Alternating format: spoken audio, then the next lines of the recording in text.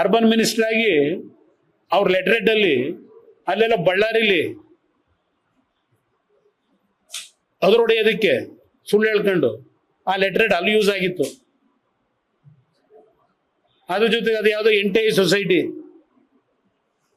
ದುಡ್ಡೇ ಕೊಡದೆ 10 ಎಕರೆ ಬರ್ಸ್ಕೊಂಡ್ಬಿಡ್ತಾರೆ ಇವ್ರ ಶಿಷ್ಯಂದ್ರಿಗೆ. ಈಗ ಅವೆಲ್ಲ ಬೇಡ, ನೆಕ್ಸ್ಟ್ ಅವೆಲ್ಲ ತಂದು ವಿತ್ ಡಾಕ್ಯುಮೆಂಟ್ ಏನ್ ಬಹಿರಂಗ ಚರ್ಚೆ ಮಾಡ್ತಾರೆ?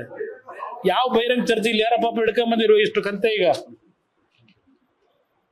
ಏನೇನ್ ಮಾಡ್ತಾವ್ರೆ ಅಂತ ಹೇಳಿ ತಾವ್ರಕಿರುತ್ತ ಬಹಿರಂಗ ಚರ್ಚೆ ಅವ್ರ ಜೊತೆ ಮಾಡಕ್ಕಾಗತ್ತ?